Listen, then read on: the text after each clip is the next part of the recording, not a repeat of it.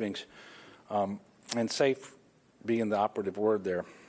I am extremely honored to be joined today by Admiral Brett Giroir, the Assistant Secretary for the U.S. Department of Health and Human Services. And for those of you who don't know, we'll welcome him home because he is a Louisiana native from Marrero, a Jesuit high school graduate. And it's always great, I should say, to welcome a fellow Louisianan home for the day.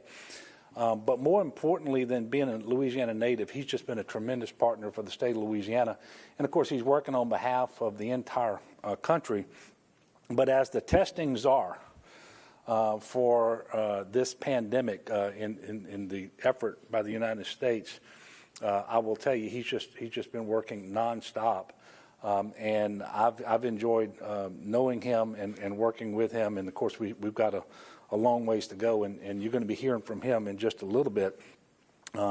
He's got some important information to share with you, and he'll also take some questions from you once he's up here.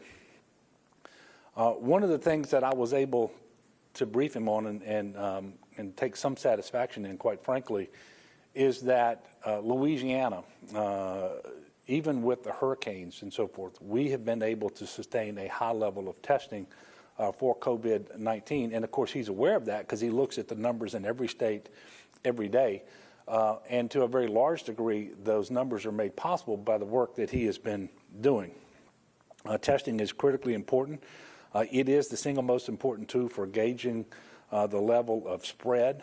So you want to know what the positivity is. You want to have that information available as soon as possible after the test result is known, so that you can do your contact tracing, and really almost all the decisions that are made in handling the pandemic result from the testing that you do. And so his work has been critically important for our country. Since the start of the pandemic, we have administered nearly 3.6 million tests throughout the state of Louisiana. We reported 670,000 test results in the month of November. Now, you may recall a couple of times we had some backlogs, and those test results get assigned back to the date of test collection. But we actually reported 670,000 test results in November. More than 287,000 of our total tests have been administered by the Louisiana National Guard, and they too have been doing incredible work under the leadership of the Adjutant General, Keith Waddell. Which is why on Monday, with a call with the White House Coronavirus Task Force, I was able to speak to the Vice President and ask that the Title 32 status that we currently have in Louisiana with the National Guard, where 75% of their costs are being picked up by the federal government, that continues so that we can continue with all these testing efforts that are currently underway, but also we know that they're going to be instrumental once we get into the vaccination program, which we have every expectation is going to start in a couple of weeks. It is very important for everyone to understand that testing remains very relevant. In fact, it's as important today, probably more important today than ever, because we're in our third surge here in the state and around the country.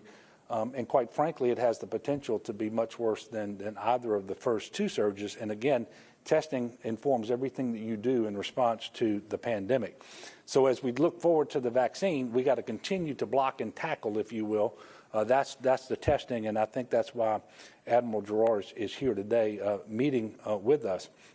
And even after we get everybody vaccinated who wants to be vaccinated in the country and in the state, and I pray that happens sometime in the May-June timeframe.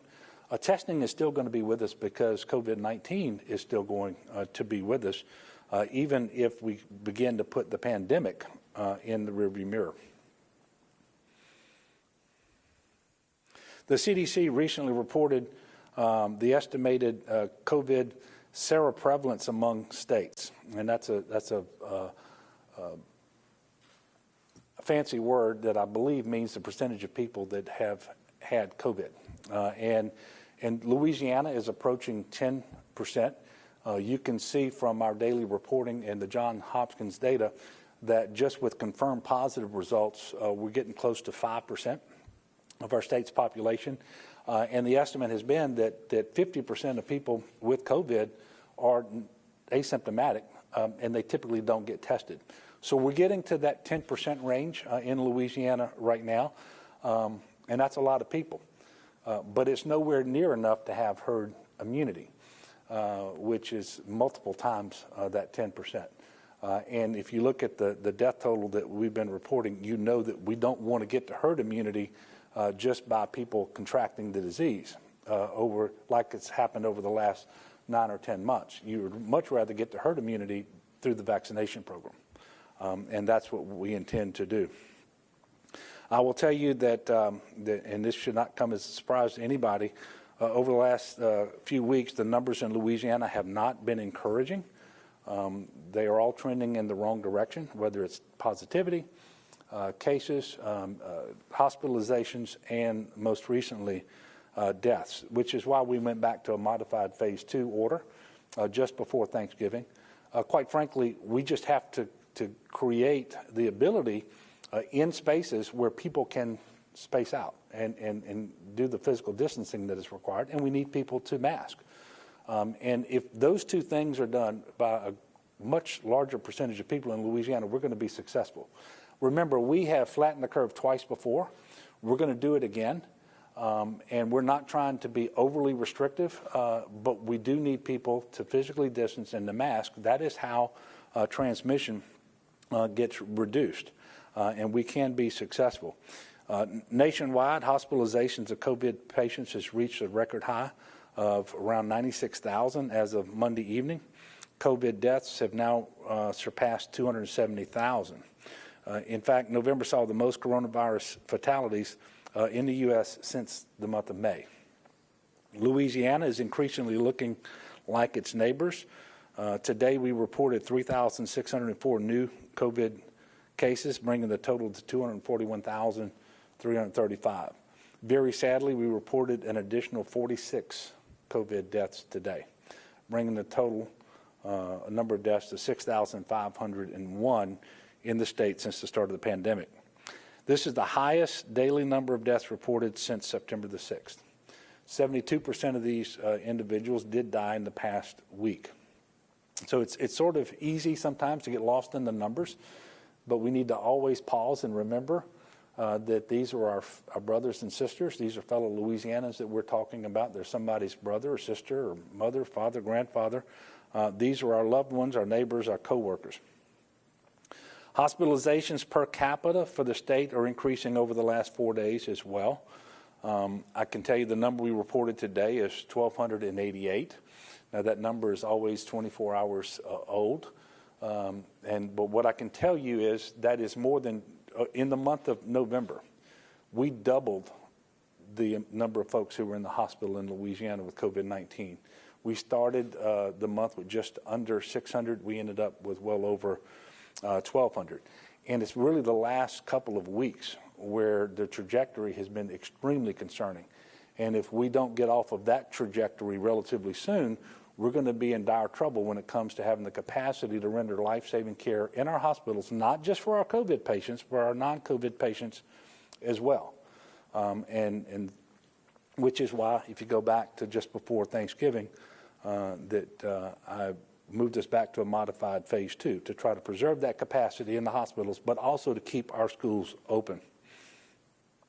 We're also seeing an increased trend in the number of outbreaks reported recently. In the first 3 weeks of October, the average number of outbreaks reported weekly was about 10, with an average of 53 associated cases. As of November the 24th, it was 18 outbreaks reported over 3 days. And now I'm very concerned about Thanksgiving. Because despite all of the information coming from the White House Coronavirus Task Force and all of its members and out of the state of Louisiana, I have to believe that there were individuals who traveled when they shouldn't have and that there were too many folks outside of their immediate households getting together for extended periods of time without distancing and masking. I pray that I'm wrong. Obviously, but what would be the worst case scenario is to have this current surge and then have superimposed on that another surge due to Thanksgiving. And typically it takes 10 days to 14 days after an event like Thanksgiving to see those numbers come in. So we're going to be a bit anxious as we move forward. Louisiana certainly has entered a new and dangerous third surge of COVID-19 infections, similar to the wave of COVID-19 cases that are being seen across the country. It obviously poses a severe threat to the healthcare system. We don't want, at the state level, to do what we did early on in the first surge, and that was discontinue non-emergency medical and surgical procedures. Now, we have had a major hospital in Louisiana, in St. Tammany Parish, that has decided, in order to preserve capacity there, that they were going to stop doing non-emergency surgical or medical procedures that would require hospitalization to keep those beds open. And certainly they have the flexibility to do that. We're hoping not to have to do that statewide, but we do know that hospitals are having to make these decisions on an individual basis, and I just want to make sure that people know that that's where the point where we are.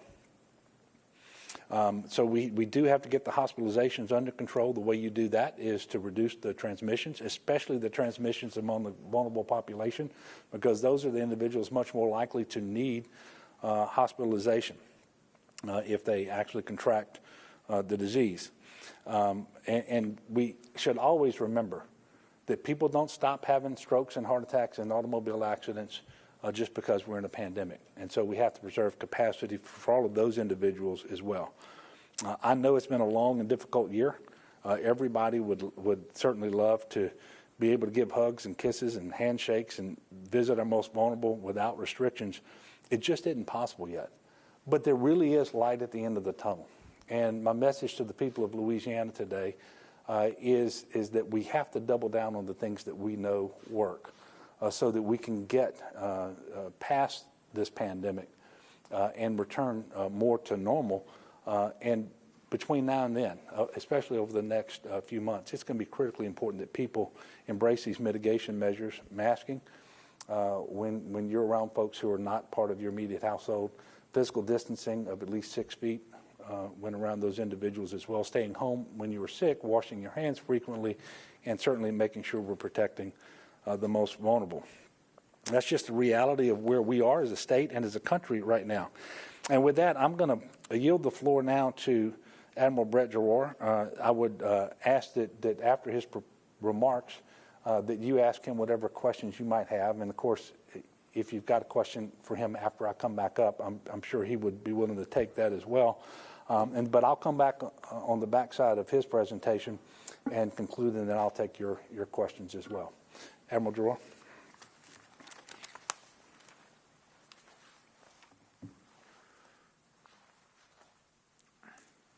So thank you, Governor, and I really appreciate the opportunity to come back to Louisiana. It's been a tremendous day.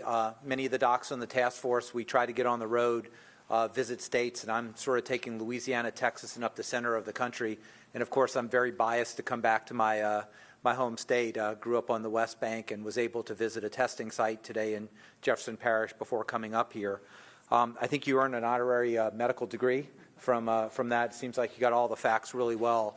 I really do appreciate Louisiana because since early March, we have been working together in very close collaboration.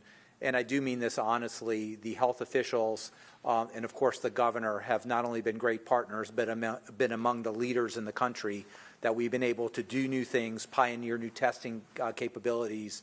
We're even doing some now with some new testing technologies. So we really value the partnership. You learn from us, we learn from you, and that's how we move the ball forward.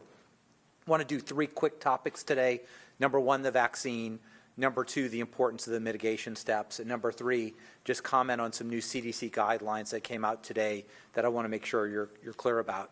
First, on the vaccines. This is very, very good news. We have 2 vaccines that appear to be over 90% effective. They appear to be very safe, and they are nearly 100% effective at preventing severe COVID disease. This is more than we could have hoped for, but exactly what we did hope for because the technology has matured in a way that we thought this would work this way. It also seems that these vaccines work across the age spectrum. So it's not just the young, but they do work in the elderly, which is critically important because they're our highest risk groups. The first vaccine, Pfizer, will go through the advisory committee on December 10th. Moderna will go approximately a week later. They could be authorized very shortly after that. The very good news is we expect about 20 million Americans to be vaccinated within this calendar year or sometime closely thereafter. Now, that's not 200 million or 300 million. The ACIP recommendations yesterday, which is highly aligned with the governor's preliminary plan, is to vaccinate those who are most vulnerable, those in long-term care facilities. They die with the highest chance, well over 13, 14, 15% if they get it, but they also populate and can overwhelm the hospitals along with healthcare workers. And when I mean healthcare workers, I just don't mean the docs, but I mean the people who make the hospitals and everything work. You need the cleaning individuals to keep the places sterile. You need the maintenance staff, et cetera. So those will be in the first areas. We will have more and more people getting vaccinated. As we've stated, it may be May or June by the time most Americans are able to get vaccinated. But this is extremely good news, and the light is at the end of the tunnel, and it's a very bright, positive light. Hopefully by February and March, the weather starts getting warmer in some of the southern states. We have tens of millions of people vaccinated. We could start really knocking the edge off the pandemic, but you've got to keep doing what you're doing now, which is point two. Point two is I want to urge everyone in Louisiana that you are taking the right steps right now because we are at a very dangerous and critical point in the pandemic.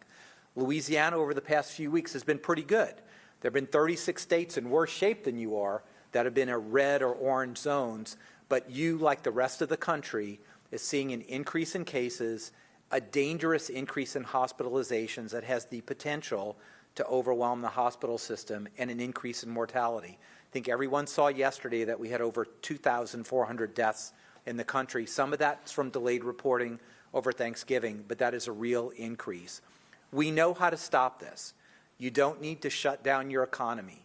You don't need to have draconian measures, but you do need to do this. You need to wear a mask when you're in public and can't physically distance. This protects other people from you, but it also provides you some protection against other people. It's a critically important step. Secondly, avoid indoor crowded spaces. As I said before, I'm from the West Bank. I love bars and restaurants as much as anyone. But in these critical times, we know that indoor bars and indoor restaurants, if they are crowded, can be one of the major areas that the virus can spread. Now, that doesn't mean if you have a house party with 100 people, it won't spread there. It will.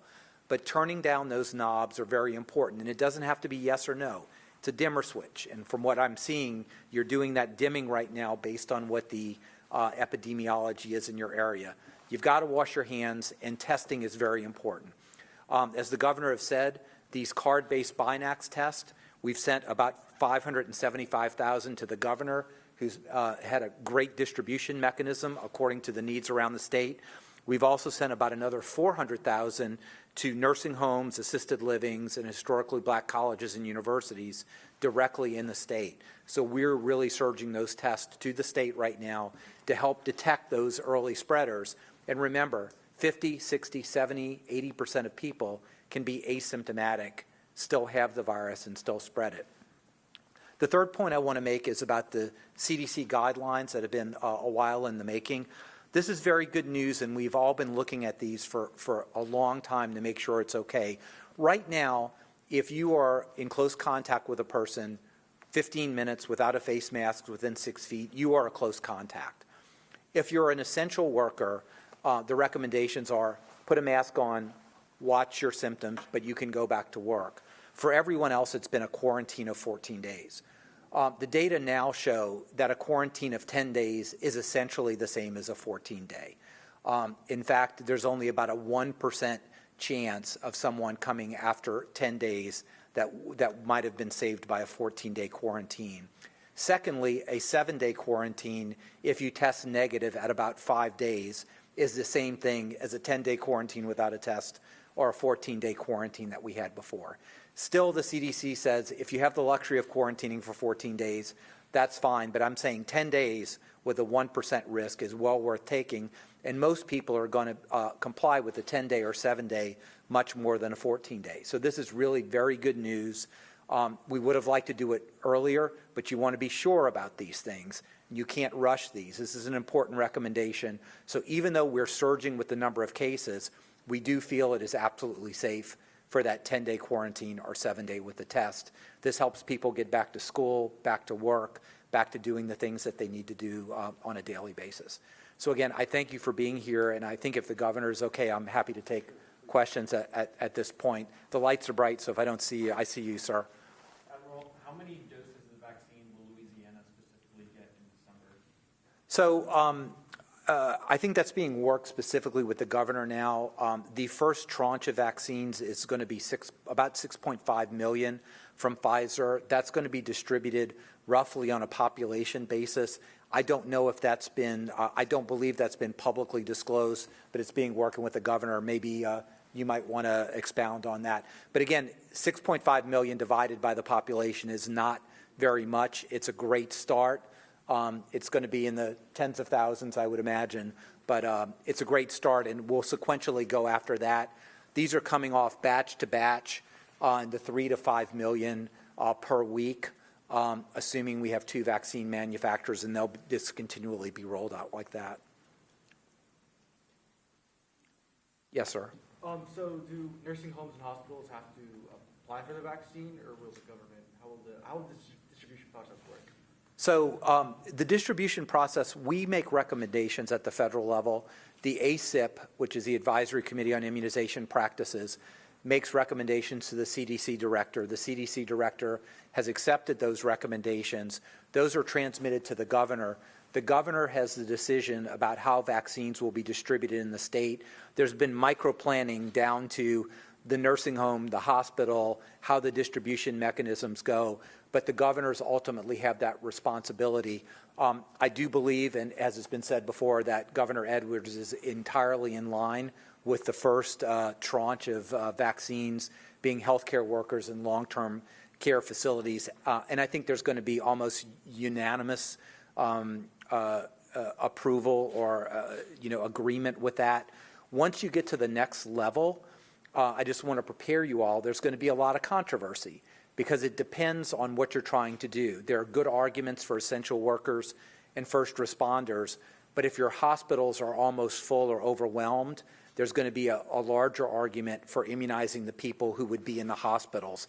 So the non-resident nursing home elderly, those people who have comorbid conditions like obesity, hypertension, diabetes. So it's going to depend much more on where the state is at that point in time. But I think with the first tranche of vaccines, you're going to see across the country near universal agreement with that. And I'm told by Governor Edwards that that is highly aligned with his plan and the state's plan. Yes, sir. Britain pretty much okayed the Pfizer vaccine and will begin the shots within days. Can you kind of explain a little bit more the timeline of kind of when we could kind of get the ball rolling on this? I think you said that they have to meet that emergency meeting, I think, a week or so, but kind of walk it through and kind of the timeline for all this. Yes. So we've been very clear that we are expediting things as much as possible, but not more than possible. And I think it's very important for the American people, for people in Louisiana to know that tens of thousands of individuals have received these vaccines. There's been follow-up both for efficacy and as for safety. It's not just, the numbers, does it work, but how well the manufacturing is, right? Because we want to know that the person who gets the vaccine today, they're going to get that same exact vaccine because of precise manufacturing practices 6 months from now. And the FDA is doing this in a historically fast timeline. December 10th will be the advisory committee meeting. The people on the advisory committee have already gotten documentation because these are independent people to go through this. The FDA could authorize the vaccine within 24 hours after the advisory committee, or it could take a longer period of time. I can't tell you that because it really depends on the FDA and what the data say and what the advisory committee says. But I can assure you that when the vaccine is authorized, and Moderna will probably be a week later, that the American people can be confident in its safety and efficacy, And I tell you, when it's my turn in line, I will certainly be there. Dr. Fauci will be there before me because he's almost 80, and I'm not. But we have every confidence this is a highly safe and an effective vaccine from what we know, but all the data will be disclosed next week. Ma'am? Is the federal government providing any sort of assistance to states, particularly with the Pfizer vaccine, because of the cold conditions that are required? How are you ensuring that it's going to be stored correctly? And then how are you assuring that everybody will get that second shot? That seems to be a big concern. Yes. There's going to be a very long sort of expository meeting where we go through step by step by step at the White House next week, that we have leaders at every area of the supply chain, from vaccines, the distributors, the people who are providing the vaccine, and governors who are making the decisions of who gets them. But that entire cold chain is extremely well worked out. The federal government will assure that the distribution will occur through very specific channels, that the cold chain is done. Every pack has syringes, has needles in 2 sizes for children or adults. All that has been worked out in great detail, down to what we call the micro-planning level, that with every single state there's micro-planning, depending on the governor's choice, but how that goes to nursing homes, hospitals, et cetera. Again, the first tranche is going to be relatively much easier because healthcare workers will be in healthcare institutions. They're sort of a captive audience, and people in long-term care facilities will be in long-term care facilities. And there's been a number of contracts let, like with retailers like Walgreens and CVS, to actually assist the governors, if they choose to actually go into all the nursing homes and provide those vaccines. So this has been worked out extremely well. I want you to have high confidence in that. Every aspect across the chain has been there. As we move further into the future, it gets a little more complex. We're planning for that, but people won't be institutionalized. They'll be elderly in the community or people with comorbid conditions. But that will be at the next phase. You asked a second question. I'm sorry, I forgot about it. Is there going to be some sort of tracking system, or what is the federal government going to be recommending to states about the 2-shot? Yeah, so there are tracking systems. So everybody, although there is significant protection with the first shot, it's vital that everybody gets the second shot, so you get the long-term protection and the best protection. And of course, you need to get the same vaccine. You can't get Pfizer one time and Moderna the second time. There are very sophisticated tracking mechanisms, as well as important incentives, financial incentives for those who are providing the vaccines to make sure they get the second vaccine into the same person. They'll be much more rewarded for the second vaccine than the first.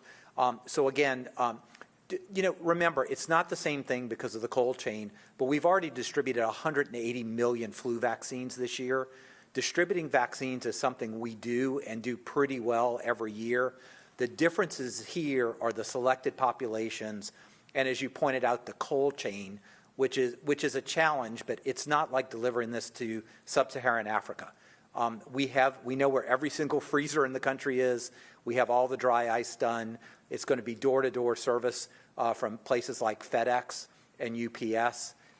So we're very confident in this distribution mechanism to get to the people and have that cold chain done. And again, we're down to the micro planning level. Where does each 100 vaccine doses go, and how do they get distributed? Many states will be using the National Guard. It's not for distribution, but to actually help people put needles in people's arms through PrEP Act coverage, which is something I gave guidance under the Secretary's broad authority. We're enabling all pharmacies, pharmacy techs, pharmacy interns to be able to give COVID vaccines to anybody 3 years and above. The National Guard will be taking place in many states. They have EMTs that are all part of the National Guards that vaccinate guardsmen. So that's sort of the last piece that the states really work on. There's lots of support for that. I want to make sure I get to other questions before I get to another. Anybody that I haven't seen, I can't see. Okay, yes, sir. Going back to the second tranche, and you talked about this controversy. So Louisiana has kind of an outsized share of people with comorbid conditions.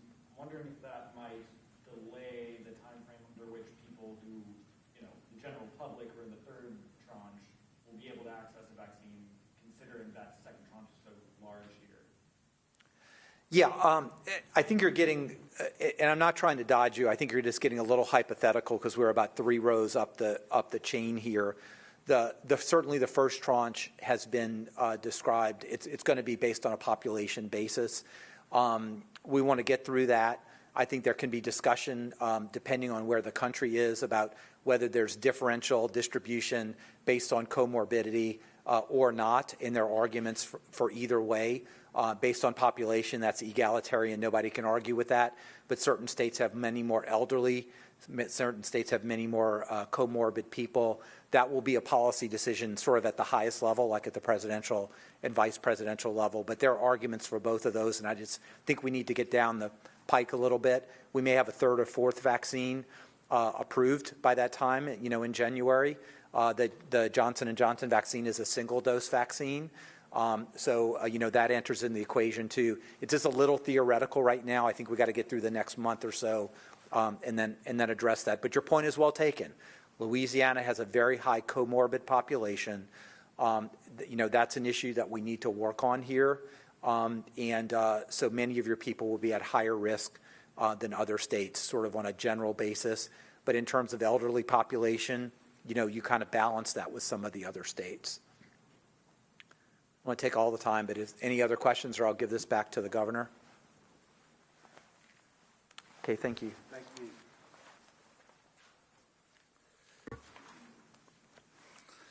I'll tell you, we do a lot of telephone calls. We do a lot of video telephone conferences. It is great to have someone who is a principal member of the White House Coronavirus Task Force physically present so that we can personally engage and ask questions and make sure that we are as advanced as we can be and being prepared for all of these things, whether it's testing or vaccines or anything else related to this pandemic. And so it's good to have Admiral Giroir here today.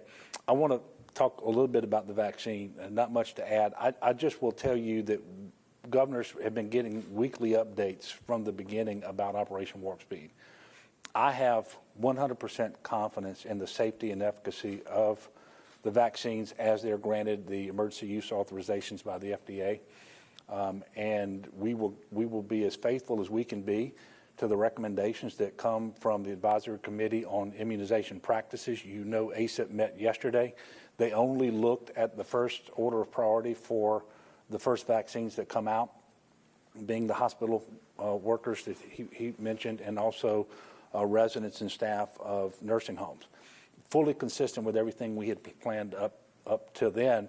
And so we are on track. I will tell you, Louisiana was one of the first states in the country to achieve a green status because of our preparedness for the COVID vaccine. Not to tell you we have it all figured out and that there won't be hiccups, but we've been working extremely hard every single day, the folks at the Department of Health and especially the Office of Public Health. With respect to the allocations, it's not possible to precisely answer how many doses we get out of the first shipment. I will tell you now what we know, and we're not trying to hide the ball from anybody, and I think within 2 weeks we're going to have a lot more information.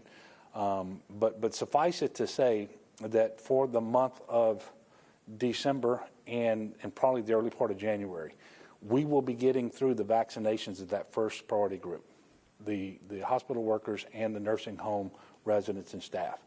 And so we do have some time to prepare for that next order of priority and how that's going to be done. Initially, we know that there's a pro rata allocation of the available doses coming to Louisiana that'll be 1.46% of what is available. Now, that is our pro rata share among 64 jurisdictions. That's the 50 states plus some territories and so forth, but also there are some metropolitan areas that their own jurisdictions.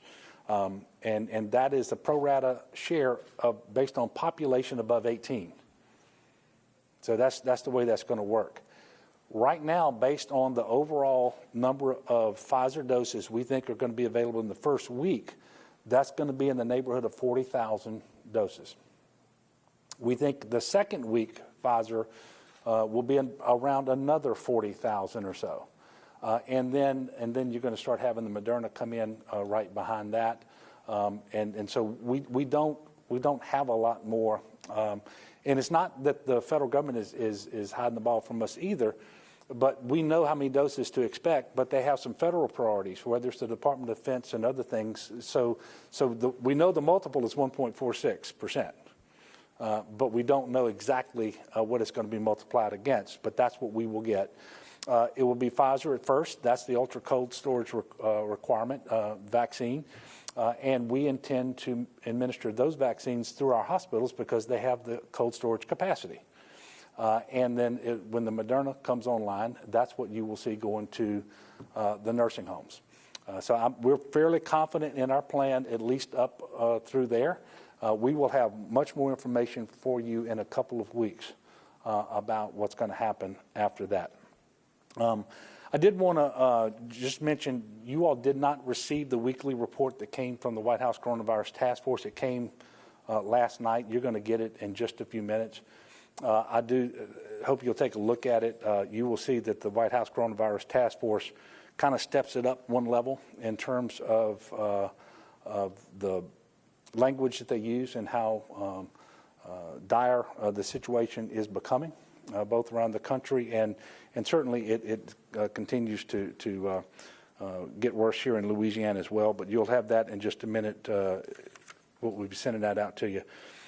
Before I take questions, yesterday was Giving Tuesday, and there are a lot of people in need right now, and I know that was yesterday, but the needs haven't gone away. So I'm going to continue to encourage the people of Louisiana to be generous and find ways to help. There are a couple of ways that I'm going to recommend to you. First of all, the need for blood donations is acute right now, and so I would ask that everybody who is eligible and can do it, give blood, especially those people who have recovered from COVID-19, and that recovery was at least, how many months ago for convalescent plasma? It's either 3 months. I think it's 3 months. But Dr. Kenner, you know, 3 months. If you've been recovered from COVID-19 for 3 months and you give blood, there's a very good chance that blood could be used for convalescent plasma transfusions. Incredibly important as we continue to fight this pandemic. And those transfusions are being administered regularly now. And so the demand has actually gotten up to the supply. And so if we don't get the supply up, we will have people who will needlessly stay in the hospital longer or potentially have a much worse outcome, including death. And so I do encourage people to give blood, but that's for everybody, but especially those who have recovered from COVID about at least 3 months.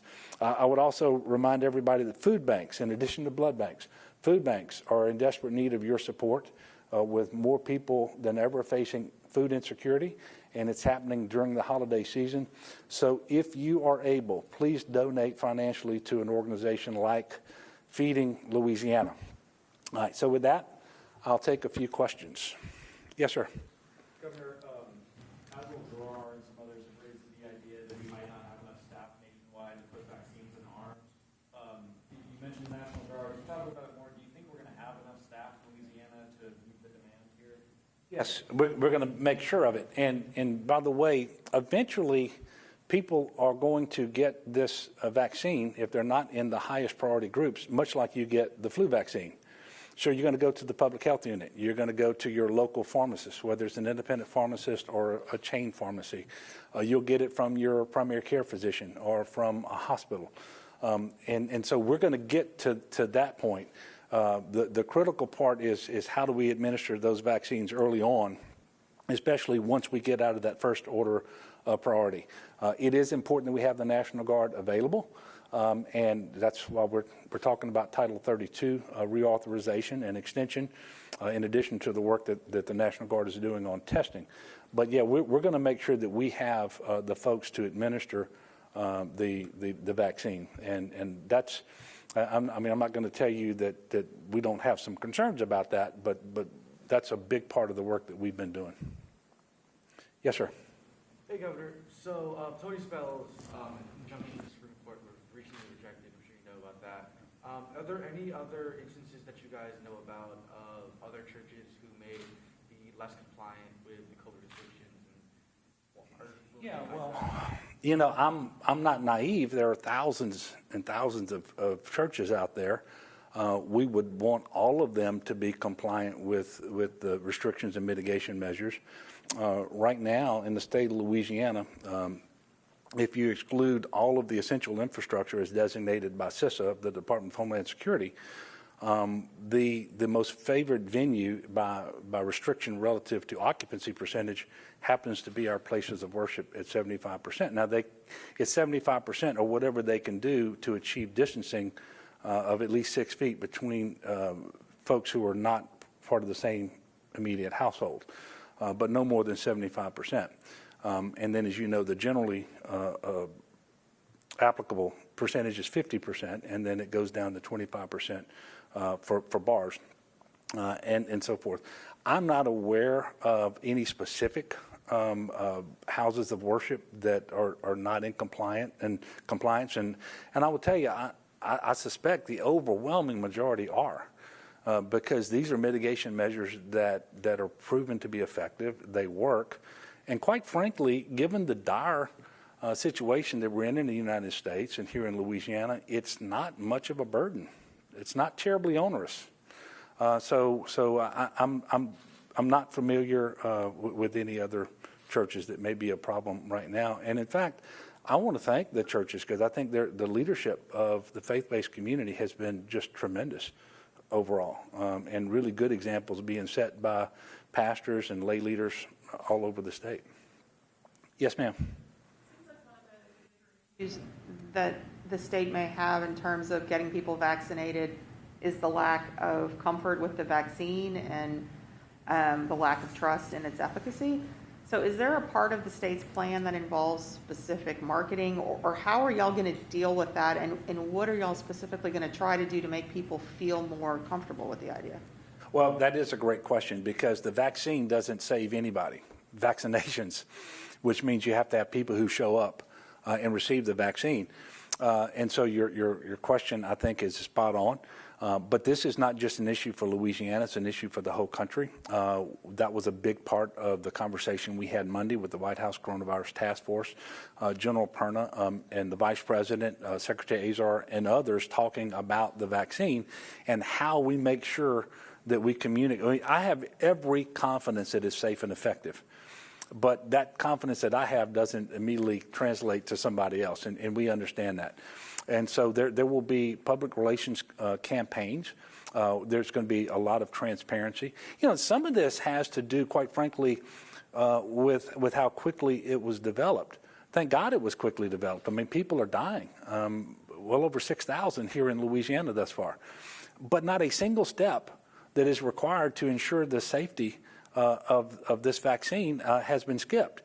And what they did, and quite frankly, the task force, the president, the vice president, everybody deserves tremendous credit for this, is they took a lot of steps that would typically happen sequentially, one after the other, and they did as many of those as they possibly could at the same time. But they didn't skip steps. And the trials, I mean, 30,000 individuals in the trials, that they got more information faster than they would normally get them. And then the taxpayers of the United States underwrote the expense of the mass production of these vaccines while they were still being produced, which is something that the private sector wouldn't do on its own. So that if it gets that emergency use authorization from the FDA, and we think Pfizer will, and soon after that Moderna, then they don't have to start producing the vaccine. They will already have vaccine that's been produced and is ready to be distributed. So the process has really been remarkable, and I don't think safety has ever been put on the back burner. You know better than I. So the safety and the efficacy are going to be there. And by the way, efficacy. It is very unusual to have a vaccine that is 94, 95% effective. And the most recent data from Moderna shows that it's 100% effective at preventing serious cases of COVID. So how do you then get people to have confidence in that? You make sure that they hear over and over what I just said. They need to know that it's been tested in people who look like them. and it's been found to be effective and safe. And then you have to have people who look like them spreading that message as well. And so there's a lot that's going to go into this, but quite frankly, you all in this room play a big part in this. What you put in your editorial pages, how you cover this topic is going to make a big difference in how people see this issue and their receptivity to the vaccine. But we don't want to achieve herd immunity 2 years from now because people got COVID. We want to get there much sooner because people got the vaccine. And when that happens, and when enough people get it, then the virus just can't spread like it has been doing since March here in Louisiana. Yes, sir. Governor, among the congregate settings that have had problems with coronavirus are state prisons. Where do they fit in? When are prisoners going to get the vaccine in Louisiana? Yeah, well, we haven't gotten to that step yet. And I will tell you, just like other congregant settings and non-congregant settings, we certainly have had our cases in our prisons. One of the things that and you know, you got to choose your language here very carefully. We've got tens of thousands of prisoners in Louisiana. Anytime you have community spread, you're going to have the disease that comes into the prison. And once it gets there, it's going to spread because these people live in close proximity to one another 24 hours a day. But of those tens of thousands of people in prison, we've had 31 deaths from COVID. And that's 31 more than we would want. And what I'm talking about among inmates, because I think we're at 5 or 6 with corrections staff as well. But 31 inmates. And so we're working extremely hard. And testing is a big part of what they do as well. The vaccine, we're working through that. I cannot give you the sequence, the priority of every particular group in Louisiana all the way through the end of when we wrap up vaccinations. I just can't give it to you today. But I can tell you we're working on that. And to the maximum degree possible, what we do in Louisiana will reflect what those recommendations are coming out of ACIP. Yes, sir.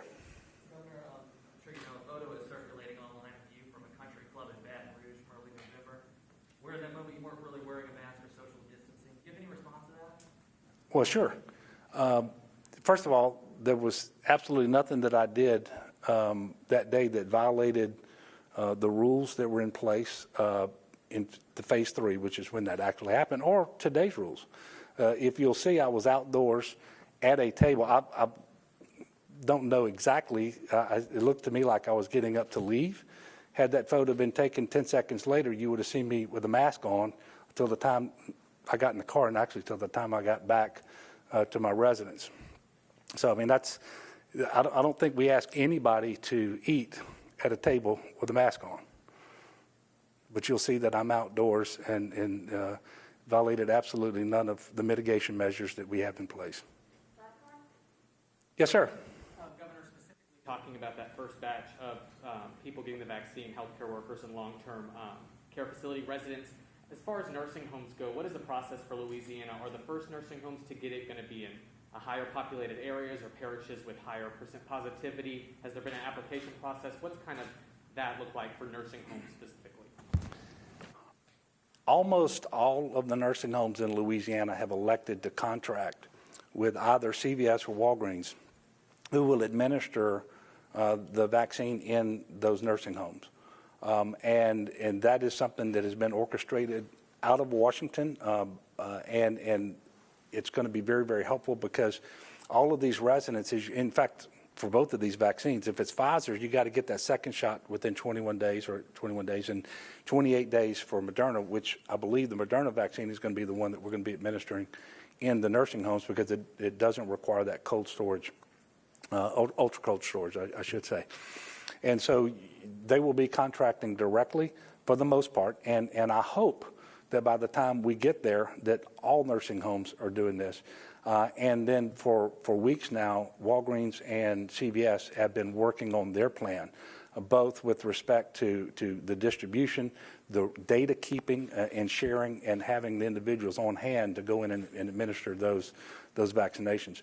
But we're talking every day with hospitals, we're talking with nursing homes to make sure that we are ready to do this. And I quite frankly feel very, very confident about our state's ability to work with our federal partners to start vaccinations as soon as we receive the vaccines in accordance with that first order of priority, priority 1A. We're now going to set our sights on what comes next and how we do those things. And again, that won't happen until sometime in January. And it's my expectation that in a couple of weeks, we're going to have a lot more information for you. And we submit our plan for vaccinations. We've done preliminary work. We submit our plan on Friday, correct, Dr. Cantor? So I wouldn't want to tell you something today that actually where we change our mind in the plan that we submit on Friday anyway. But we're going to come back in a couple of weeks and we're going to have plenty of information for you around the vaccine. Look, thank you for continuing to cover all of these important matters. It really is important to the safety, to the health of the people of Louisiana. And I want to thank the people of Louisiana. I know it's tough. I know people are tired of this pandemic. There really is light at the end of the tunnel. And while the vaccine is good news, we can't focus so much on that we lose focus on the things that we have to do in order to stay safe, reduce transmissions, reduce hospitalizations and deaths. And so I'm going to ask people to continue to make sure that when you are out and about and that you're wearing your mask, when you can't physically distance, that you do physically distance at least 6 feet from people who are not part of your immediate household. You stay home when you're sick, wash your hands frequently, protect the vulnerable. And for those of you who haven't done it yet, it's not too late to get your flu shot.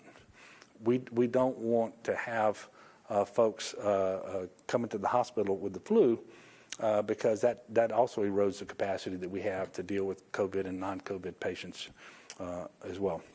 So thank you all very much. We will see you again next week, and I think it's a week from a week from Thursday. If we need to call a press conference between now and then, we will certainly let you know. Thank you. And the last word is to be another word of thanks and appreciation for Admiral Giroir. And welcome home to Louisiana. Come home anytime, especially when you bring tests. God bless. Thank you all.